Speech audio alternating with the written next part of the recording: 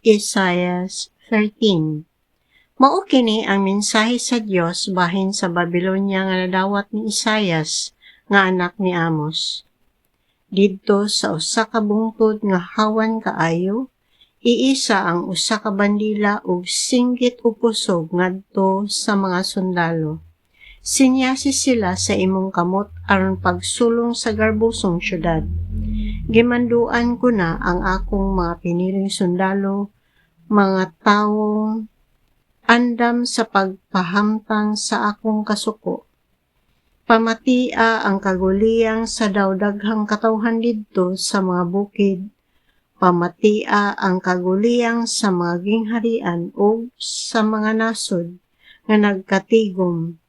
Ang Ginool nga labing hagamhanan nagtigom og kasundaluhan alang sa usa ka gubat. Gikan sila sa mga nasod nga layo kaayo. Kini sila mao ang kasangkapan sa Ginoo sa pagpahamtang sa iyang kasuko aron paggun-ob sa tibuok kalibutan. Tiyabaw kay duol na ang adlaw sa Ginoo, adlaw nga ipahamtang niya ang kalaglagan. Busa kawad-an umoy ang tanang kamot ug malisang ang tanang katawhan ug mga luya sila. Batgion nila ang hilabihang kasakit sama sa bation sa babayeng nagbati. Magtinan-away sila nga pulos na lisang ug mamula ang ilang naong sa kaulaw. Moabot gayud ang adlaw sa Ginoo, pintas ug inubanan sa hilabihang kapungot aron paggun-ob sa kalibutan ug paglaglag sa mga makasasala.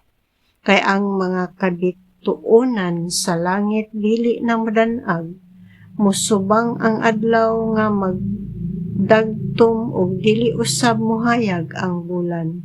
Silutan ko ang kalibutan tungod sa kadaotan niini.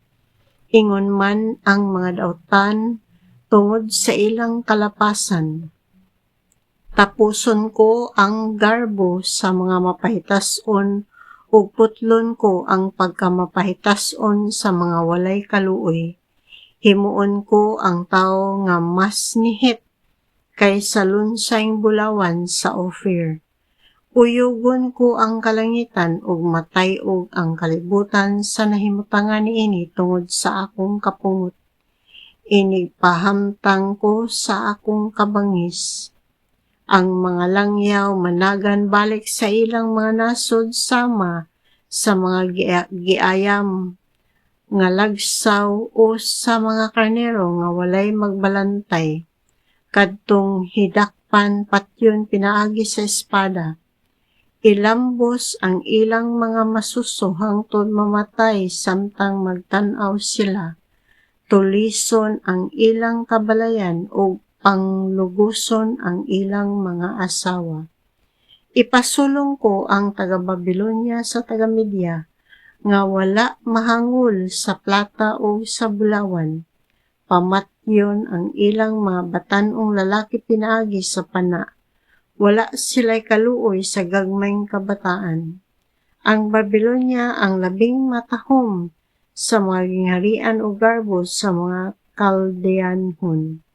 May sama sa Sodoma o sa Gomora inigkastigo na sa Dios kanila. Wala na'y mopuyo diini hangtod sa kahangturan. Wala na unyay taga-Arabia nga magtukod sa iyang tolda didto og wala na'y mga magbalantay sa mga karnero nga adto didto mopahulay sa ilang mga hayop.